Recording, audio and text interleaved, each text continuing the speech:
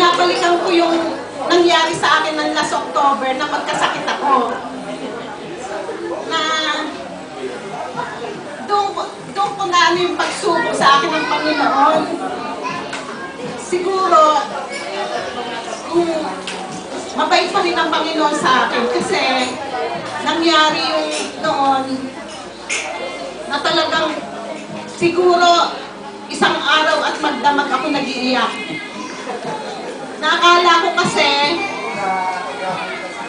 yung ang aking, kumbaga kung nag-isip agad ako siguro gaano kaya katagal ang aking pailalagi sa mundo kasi alam ko pag cancer ang sakit 6 months. Wala na akong ginawang kundi umiyak noon. Inisip ko, mga anak ko, mga kapatid ko, asawa ko, basta lahat ng malapit sa buhay ko. Sabi ko, paano ko mawala? Kawawa naman yung mga iiwanan ko, parang hindi pa prepared. Doon ko naisip na yung mga material na bagay, hindi importante. Kailangan ang sa buhay natin yung maging malapit pa tayo sa Diyos.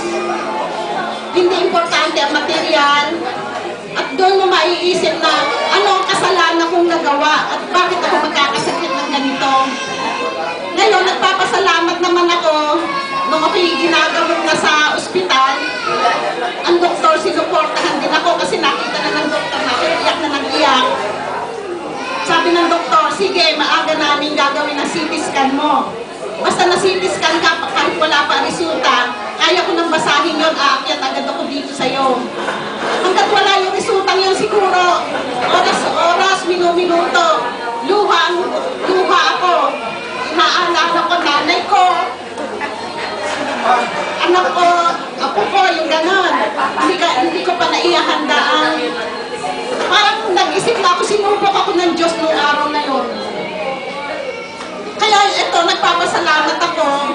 Nung masitiskan ako, ayun na, ano ng doktor, agad tumakbo yung doktor sa room namin. At talaga daw gagawin niya, basta nasitiskan ako. Ayun, nung ibinalita niya sa akin. Kaya itong kaarawan ko nitong 50, nagpapasalamat ako sa Panginoon Diyos.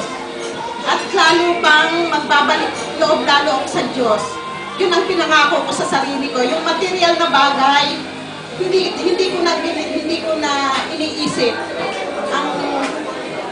Basta kung ano na, andyan na pahalagahan natin.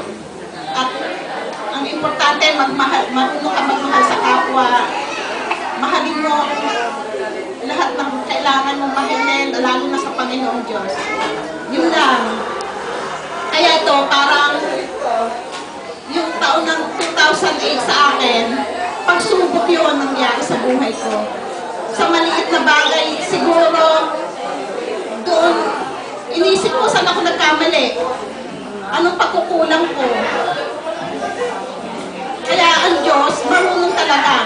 Makay nakakalimot sa Kanya, paalalahanan ka, at bibigyan ka ng pagkakataon. Kaya ako, pangako ko kayo sa Diyos, maglilingkod talaga ako sa Kanya. Ngayon, kahit yun din nasasabihin ko sa mga ang importante, una sa lahat, Diyos, bago ang material na bagay. Yun lang po. Salamat po sa inyo lahat. Thank you po.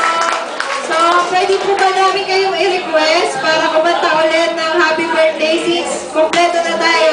Yay!